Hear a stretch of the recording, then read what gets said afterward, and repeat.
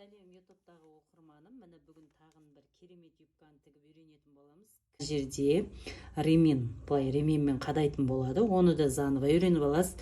Самый главный прямой классикалық юбканы үйреніп алған болсаңыз тіпті жақсы, потому что сол юбкадан көп нәрсе келіп шығады. YouTube каналыма тіркеліп колокольчик басуды ұмытпаңыз. Тура солай өлшем, белі, бөксесі, юбканың ұзындығы. Белін екіге бөлесіз, бөксесін екіге бөлесіз, оны екіге бөліп, плюс 1 сантиметр қосылғанда алды, қосылмағанда арты. Сосын екеуінің разницасы 10. Онда алдына 1, артына 2,5, қалғаны 6,5 боковойға. 3,25. Юбканың длинасына 3 сантиметр қосамыз. Мен уже юбканың длинасына 3 сантиметр қосып 78 сызып, заходын қалай шығарамыз? Мынаны 2-ге бөлесіз, плюс 3,5 сантиметр қосасыз. 11,5 болды, 23 2-ге бөлгенде. Сосын барып 3,5 қосқанда 15 болды, 15 сантиметр. Бұл айқасуына, 3,5 бұл қайырлуына. И то бұл подкладочный. Подкладочный киімдерді даже без оверлок істеуге болды. Бұл алды 24-25 белгілеп аламыз. Түп-түзу сызып аласыз. Тура классикалық юбканың өзі просто трапеция астында қосылатыны. Метрден 10 сантиметрге дейін қосуға болады. Біз қазір бұған 8 сантиметр қосамыз. Одан көп қоспаймыз. Қатты емес. Боковойда 19 сантиметр түсіріп белгілейсіз. Бұл уже отдельно сызылып жатыр. 3,5-ді белгілеп, 3,25-ді 19-ға бірлестіресіз. Сосын алдынан 1,5 сантиметр түсіресіз.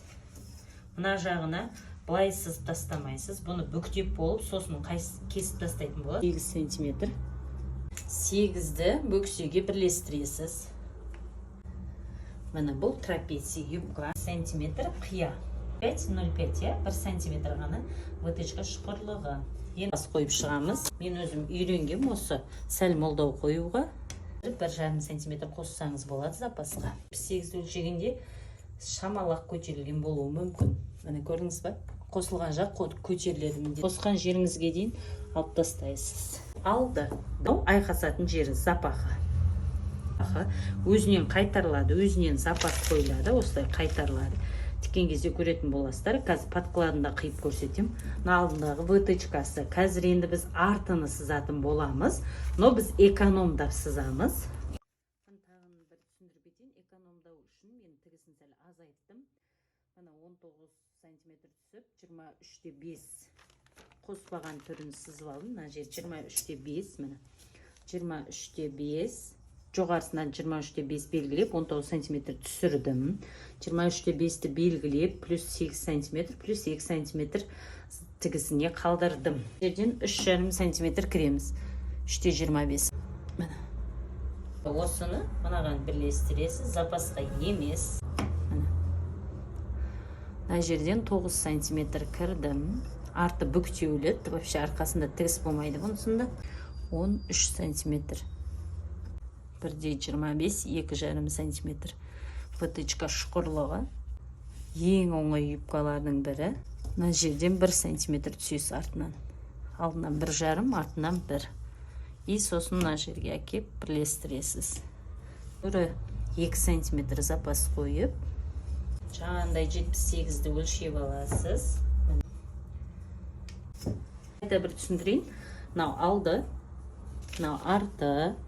Алды мен арты бұлай қиылды. Мынау алдының бел жағы болса, мынау артының бел жағы бұлай айқастырып қиюға да болады. Біріншіден эконом болады, екіншіден материалыңызды экономдайсыз. Үшіншіден әдем болады. Тек түгі бар матада бұлай істелінбейді. Түгі бар да бұлай жоғарысын, мынаусын бұлай қаратып, жоғары қаратып істейтін боласыз. Мынау бел жағы и мынау бел жағы. Бірінші поясты алып алуды ұмытпаңыз, 9 сантиметр міндетті түрде поясты алып алыңыз. Бұны ұзын бойы ала беріңіз. Бірінші осы поясын кесіп аламыз отдельно. Мынау белдігі. Материалдың бойы. Мынау бойы. Мынау ені. Юбканы всегда бойына қиюды ұмытпаңыз.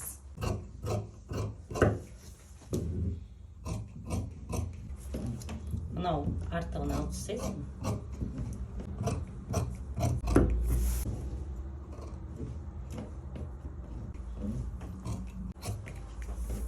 Егер бөксесі үлкен кісілер болса, міндетті түрде бірге бір аласыз юбканың ұзындығына плюс бір юбканың ұзындығы 75-ке 75, 78 қылып есептеп аласыз, әйтпесе шықпай қалады.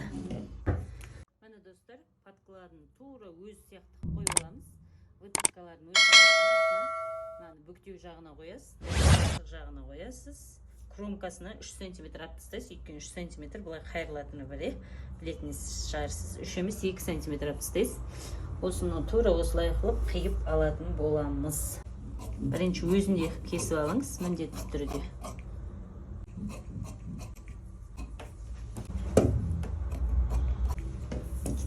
Тастайсыз. Осыны алып тастайсыз. Мына осының етегіні, мына боковойды, мына тігіс. Мына бүктеу жағы боковойны қоясызды. Пока 1 см алам, может ұзын қылып қалуы мүмкін. Алдынан 3 см убираете. Кромкасы кетіп қалу керек, Примеркада подкладын тігудің қажеттілігі жоқ. Міне достар, мен примеркаға дайындадым, бірақ мынау артығы бар еді ғой. Соны қалай кесеміз? Мына астын түзілеп қойып аласыздар. Сосын мынау қиясымен алып тастау керек, потому что ол қия болмаса болмайды. Түзу жерге қойып, міне. Алсаңыз, соған қарап екіншісін алуға болады. Прямой юбкада көрсеткен, тура сөйтіп жіптерін қалдырып, 3-те тігіп, боковойын қанша тігіс қалдырдыңыз, соны 5-те тігіп, алдыңғы вытяжкаларын тігесіз. Бірақ бұнда айқасқан жеріне 4 см дублерин жабыстырып, 3 см қайырып, өтіктеп сындырып қоясыз. Примерканың өзінде тура осылай тұрады, осылай киіп көреді, и тігетін боламыз. Прямой юбканы көрмеген болсаңыз, көріп шықсаңыз, тура солда қалай тігілген, бұны да тура солай тігесіз. Тек қосылғаны мынау айқасып тұратын жері. Мәні достар, мен тігіп алдым. Мына дублерин жабыстырғанын өтіктеп қайырған ек қой, сындырып. Бұл ешқандай жерін турлаған жоқпыз. Міне 2 см тігіп оверлок қылдым. Негізі оверлок істемесеңіз де болады. Өтіктеп вытяжкаларын бәрін өтіктеп шықтым.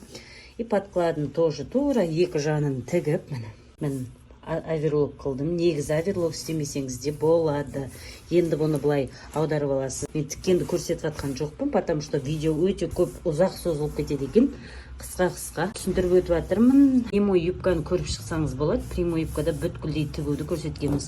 Мына тігісті тігіске дұрыстайсыз да, осы жерден 1 см тігесіз. Бұл 3 см запас болған.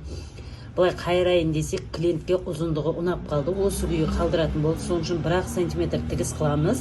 И асты қалай неғылатынын сол кезде көрсететін болам. Қазір мен тігіп, қайтарып оверлок етем. Но оверлок қылғанын көрсетпеймін, тіккенін көрсетпеймін, тіккен кезде қалай болатынын көрсетемін. Мына тігісті тігіске дұрыстап келесіз, тік келесізде, мынау былай қайырылады. Былай қайырылады да, мына осы мына жерге тігіп аласыз.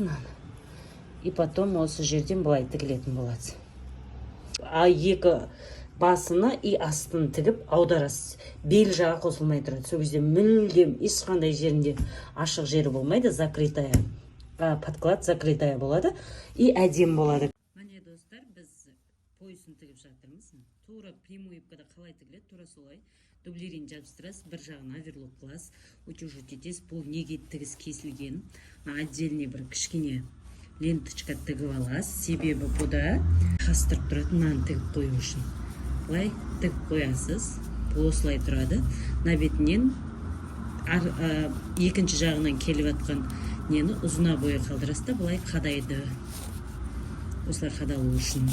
Енді біз бұны отдельный тігіп қосып алдық. Мынаны ортасын айқасатын жағына, мына ішкі кіріп кететін жағына мынаны қосып тігіп алып, дайындап алдық. Мынау поясы тура осы жерден бастап тігіп кеттім. Мен мына жағында конца тігіп алатын боласыз. Мен қазір тіккенімді көрсетпедім. Қалай тіккенімді енді түсінікті. Кәдімгі осы поястың басынан кішкене кесіп аласыз да, ұзына бойы кесіп алып, 9-да. Соны пояс ретінде қолданасыз. Міне достар, мен уже тігіп алдым. Подкладын көрсеттім, тура мына түбіне былай 1 см тігесіз, қайырып, обстрочка беріп, үтіктеп аласыз. Мына жағын тігіп, еш жерінен не қылмайсыз, обстрочка бересіз. Бұл тігістің өзі ғана қайырылды, өйткені длинасы қалды. Сосын бұны аударып бас жағы, міне бас жағы тігілмеген, басыны бір-біріне бірлестіріп аласыз, сырғып түсіп кетпеу үшін. Сосын поясты тігіп алдым. Мына ұзын жағы, бұл айқасатын, ременді бүйтіп айқасып өтіп тұратын жағы, мына жерден бияғын бұлай бөктейсіз де, міне бөктеп, тура осы жерін тігіп аласыз қайысқа. Бірдей қыласыз, потому что бұның андай қисық кесілмеген. Бұны қия қылып істейсіз, бас жағы қия болып тұру үшін. Әдем болып. Қияқ тіктік, и бұны кесіп алып істейді. Енді бияғыны 1 сантиметрде тігесіз. Оверлок істесеңіз де болады, істемесеңіз де болады, бірақ поясына оверлок қылынады.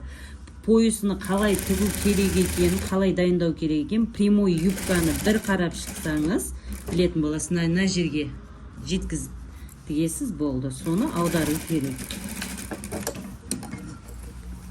Мына бұрышын қиып тастайсыз.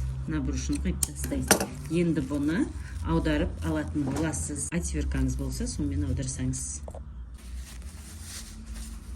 Бұлай аударып, ұштарын жақсылап шығарып аласыз. Дублерин полностью жабыстырылғаны жөн, сол кезде қатты әдем болып тұрады. Жұмсақ болып қалмау үшін поясына міндетті түрде дублерин жабыстырыңыз. YouTube каналыма тіркелуді ұмытпаңыз. Тіркелмеген болсаңыз, міндетті түрде тіркеліп, колокольчик басып қойсаңыз, жаңа видео сізге бірден барып тұрады. Міне, неғын өтіктеп аласыз, неғын бастырасыз. Өткенден қолда тігіп алып, арығынан тігетін боламыз. Бұл поясыны түсінбей жатсаңыз, прямой юбканы көріп шығыңыз. Тек бұнда мынаусыны қостық. Прямой юбкада мынаусын қосылмайды. Замоктың алдынан кеп 3 сантиметр тоқталады, түйме қадайтын жағына. Мына жағын әлі тіккен жоқпын, қазір бұл жағын тігіп, бұл жағын просто так қайырамыз. 1 сантиметр қайырып, ішіне кіргізіп тігіп қоямыз. Полностью. Қазір біткен кезде көрсететін боламын. Міне достар, юбка дайын. Жаңағы артығы, белден артығы. Мына жерге кнопка, қолда тігілетін кнопка қойдым, чтобы пуговица болып беліне қадалып тұрмау үшін. Мына ашып көрсетейін. Юбка дайын күйде осындай болады, таза болады. Бұны без оверлок істесеңіз де болады. Мен өзім оверлок таза көрінген үшін, качественный болу үшін мен оверлокты көп қолданам өзім. Белінің размеріне дұрыстайсыз. Қанша айқастыратынымызды білеміз ғой. Содан бұнияғына жаңағы ременнің басын қадап қоясыз. Жаңа артық қосып едік қой, соған. И мынаны былай қарап киетін болады. Былай өтіп киетін болады. Қазір клиенттің үстіне ала алсам қоятын болам. Негізі фотосын қойдым. Қалай көрсетіп тұрдым. Етек жағы трапеция. Осылай айқасып тұрады. Адамның үстінде осылай тұрады. Осындай көріністегі юбка. Сіз менің YouTube каналыма тіркеліп, подписка жасап, колокольчикті басуды ұмытпаңыз. Бұдан да сапалы, бұдан да мықты, бұдан да әдемі юбкалар тігіп үйренетін боласыз. Не только юбка, бүткіл затты тігіліп үйрететін боламын. Осындай сапалы дүние тігіп үйренгіңіз келсе, менімен бірге болыңыз.